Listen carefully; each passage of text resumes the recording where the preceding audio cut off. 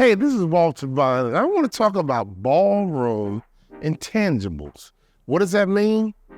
Things that can impact your message that has very little to do with you, but it impacts how your audience experiences your message.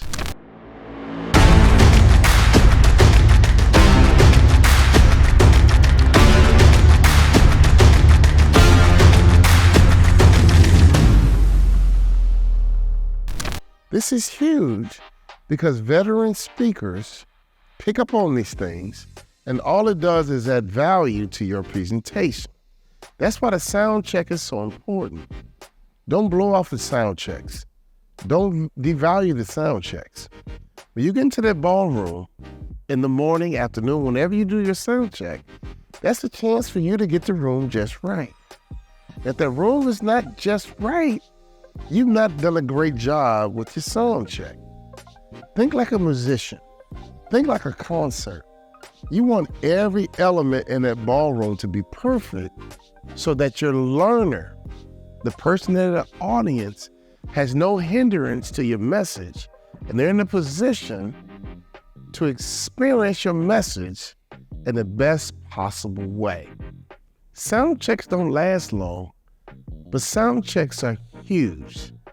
And for a long time, honestly, I used to be so busy that I would blow off sound checks because I didn't understand how important they actually were. And so I'm gonna give you some tips to make sure you get that ballroom just right, because that's your job. You are a pro. Could you imagine someone doing a sound check at a concert like Beyonce without a sound check? That's ridiculous. Oh no, those sound checks may last hours because they want that experience to be just right for the customer who paid to experience you, but your brand is on the line. So anything you do in that ballroom can either strengthen your brand or weaken your brand. So your sound check is important. In fact, when you do your pre-event call, ask the client, what time is my sound check? I need to do a sound check, because a sound check is everything, all right? The first thing you do at your sound check is get the right mic. And let me be clear, it's a little controversial. I have no idea why a speaker would ever use a handheld mic. Those are old school and antiquated. Why? I'm a communications major. I talk with my hands. Why would I hold a microphone? And to this day, a lot of celebrity speakers, entertainers, for whatever reason, they prefer the microphone handheld. I don't know why. They probably never thought about it. But if they understood nonverbal communication, they would never use a handheld again. Because when you use a handheld microphone, you just shut off your whole half of your body. This part is free, but this half is paralyzed. Why? Because you have to hold the mic. I never choose a handheld. In fact, when they hand me a handheld, I'm looking at the AV guy like, really? I talk with my hands. You gotta have something else in 2023 than a handheld microphone. A lot of speakers, if they don't know better, they choose a handheld and think nothing of it. Make sure you get a microphone that clips on your lapel or around your ear. The worst thing you can do, in my opinion, is have a handheld or be bound to a podium where the microphone is fixed on a podium. You are not a professional who speaks. You are a professional speaker. So never at your sound check agree to a handheld mic unless it's all that they have. At the sound check, typically the AV guy will ask you, what kind of microphone do you prefer? Because they have options. Why would you choose a handheld if you can get a freer device which allows you to speak with your hands and your full body? So that sound check is important. Hopefully you agree that that microphone you select and choose is just as important. I know tons of speakers who buy their own microphone and travel with their own microphone because it's that serious. I'm not that deep. But I strongly advise you to use a hands-free microphone so that you can speak with your hands. Now here's the third one. Are you ready? Lighting. Don't you ever speak in a dark ballroom. I'm gonna say it one more time. Don't you ever speak in a dark ballroom. Here's why. Lighting is energy.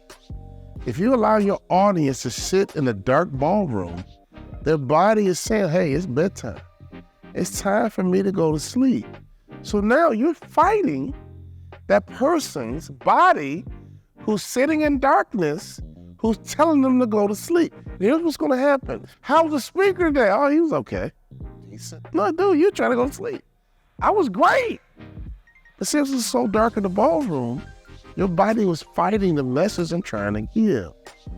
One time I spoke in a dark ballroom, and I literally had a little bit of a lightweight argument with the production company because they, in their own ego, insisted on this lighting setup. And I was like, dude, this is my ballroom. This is my reputation. The client paid me to be great. Your job is to get this ballroom the way I like it, not the way you like it. Now, this production company won the standoff, and I knew better. I did the event, and it was okay. And I got done. I was mad at myself that I didn't fight and insist on a full ballroom with bright lights. My next event was in Missouri, and I had had enough. I did my sound check, and I told that meeting planner, I want full house lights. And I was ready to fight. I was ready to argue. I didn't care anymore. Because I figured at this point, like, look, you know what? This is my career. This is my ballroom. You need to get this ballroom the way I like it. And when I said it to the AV guy, full house lights, you know what he said back to me? Sure, that makes sense. That's how Tony Robbins likes his ballrooms, full house lights. You guys realize how validating that was? How liberating that was for me. Basically, the GOAT in our industry has full house lights. So as a speaker, at your sound check on the lighting. Now you're using PowerPoint and you don't want to whitewash your PowerPoint, but get that ballroom as bright as possible because lighting is energy. If your ballroom is too dark, people physically in a dark ballroom want to go to sleep. So fight for full lights. A fight to get that ballroom as bright as possible. That is your ballroom for 45 minutes, 60 minutes, however long they book you.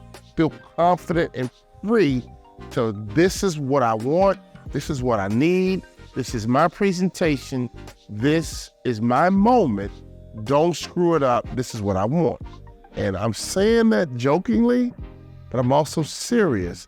Get your ballroom perfectly. Now here's the fifth key, seating. Sometimes you get to the ballroom and the seating is not right. You know, sometimes the way you present, round tables are better because you're interactive. Sometimes classroom style is better because you're more of a teacher. Sometimes half crescents are best. It all depends. I don't want to get too technical, but sometimes at your sound check, you can manipulate the seating. You can suggest the seating. Sometimes your clients say, hey, what kind of seating do you want? Now, if you're doing a keynote versus a workshop or training, the ballroom can be set up very differently. But sometimes in your sound check, if you can adjust the seating to be perfect for your type of presentation style, do it, because how they sit has a huge impact on how they receive your message. Now, here's another tip. Are you ready? Here's tip number 6, the size of your room. You always want to pack ballroom. You never want to speak in a ballroom that's half full or half empty. If you can control the size of the ballroom or the room you're presenting in, you always want to pack house. So the size of the room is everything. I've been in ballrooms with 1,500 people, but the ballroom was built for 3,000. So even though it was 1,500 people, that's a lot of empty space, and energy was falling flat, not because I wasn't good, not because the audience didn't want to learn, it had nothing to do with the lights. The ballroom was too big. You ever had some shoes too big? It's hard to walk. You ever had some clothes too big? They constantly fall off of you. They're not comfortable. A ballroom is no different. If you can control it, make sure your ballroom is always full. Now here's the next tip. Are you ready? For some reason, adults like to sit in the back of the ballroom. They tell their kids to sit in the first row at school, but human nature, every time I present, people gravitate to the back of the ballroom. There's some tips. Sometimes I'll have my clients put tape on the back couple of rows and force people to the front. Sometimes I'll ask my client to ask her people to sit in the front. As a presenter, you don't want to be a bad guy. So if you can, have someone else to do your dirty work. Because if it's you asking people to move, at the beginning of your presentation, people will start off annoyed with you. So you don't want to be the person asking people to move. So again, if you see the propensity of people sitting in the back, ask the meeting planner or whomever to tape off the back rows and force people to the front. If you have to, ask the CEO, the leader, the executive director, or whoever's in charge, ask them to do the dirty work so you're not the bad guy. Because you don't want to have the front rows empty and the back row packed, especially if you're videotaping, okay? So don't let people congregate on your back row and leave the front rows empty. There's tricks, there's tips, there's antidotes to get everybody down to the front and let the back rows be empty, if that makes sense. Now here's another tip. I touched on it earlier. I'm gonna say it again. When you're done presenting, get to a retail location. Get to a place where everyone can see you, have access to you, and it's prime real estate. It's prime retail position. And sometimes I made mistakes. Sometimes I'll come in the ballroom and I'll set up a table right in the middle of the ballroom in the back, but I didn't realize that everybody's going to the left because they have breakouts, and nobody comes to the back because they have 15 minutes for that breakout, and they love me, they enjoyed me, but as soon as it's over, they're focused on getting to that breakout, and the breakout's to the left, and I'm here in the back. So you need to ask that question, like, okay, what happens as soon as I'm done? Well, everybody's going to the breakouts. Well, where's the breakouts? Well, the breakouts are over here. Oh, okay, I get it. So I shouldn't have my table here. I need to put my table on the other wall because everyone's going to pass me on their way to their breakout. If someone's in a hurry, they don't have time to stop and come to the back. So always get your table, your product table, to a prime retail location, all right? And here's the last tip. Are you ready? Invite people to your table. You know, there's nothing better than an invitation. Invite people to your table, because if you invite them and they enjoyed you, they're going to come. And they're going to say, you know what? I'm in a hurry. I got to get to my breakout, but I just had to come and say thank you.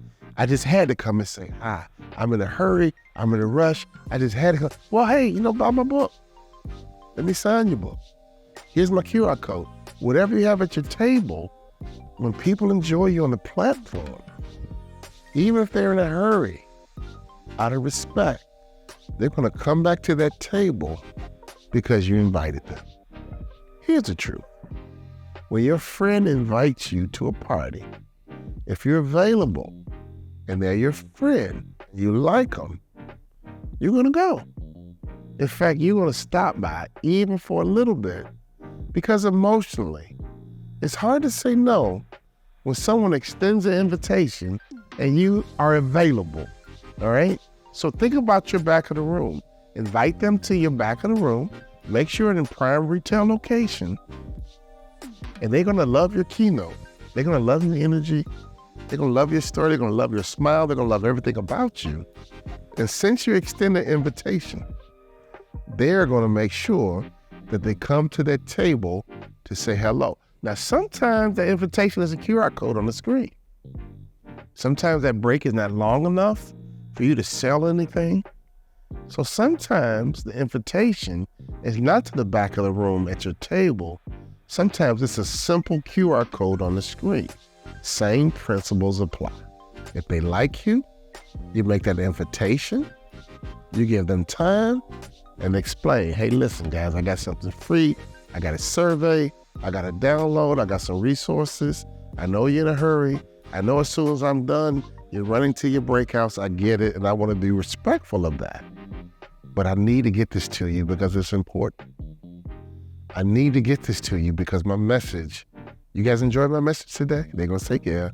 Well, I got something for you that's going to help you get results, have some great solutions, and be wildly successful, because that's what I came here today to do. I want you to be a great speaker. I want you to be an impact player. I want you to make a whole lot of money, and I want you to save a whole lot of lives. But the truth is, you have to become a true professional. And the truth is, you have so much to learn. And I just wanted to take a little time to teach you, because I don't care what you know. My job is for you to know more. And if I can help you reach your potential as a presenter, I don't need to know who you are, right? I don't need you to give me credit. That's not what it's about. This business has been so amazing. This business has been so good to me. I want to help as many people as I can transition from being a professional who speaks into a professional speaker. Lock in, subscribe, share, whatever you got to do. You know the routine. But we came here today to give you some information that we know is going to be transformational. But let me tell you something. I came to coach you. We taught you all of our systems and methodology. All you need to do is commit, honestly. All you need to do is commit and execute and realize it's going to take time. But in 3 years, my wife and I built a business that doubled our MBA income. It's not going to happen overnight for you. I want you to be very, very honest with you. But if you stay connected, if you stay committed to what we do, in 12 months, in 24 months, in 36 months, it can be transformational for you. We have people in our program on the verge of $1 million in 4 years. We have people in our program, after a couple of years, they're going full time. Choice is yours. We're going to coach you hard. We're going to teach you every methodology. But one thing we can't do for you is to commit for you. But if you commit and understand it's going to take some time and be patient and lock in with us, I'm going to teach you everything I know about the speaking business. And we've done a whole lot of things right. But trust me, we've done a whole lot of things wrong. And we're going to teach you everything to help save you time, money, and frustration, because that's what coaches do. Coaches, my job is to make you win. And my job is to make sure you win. Thank you.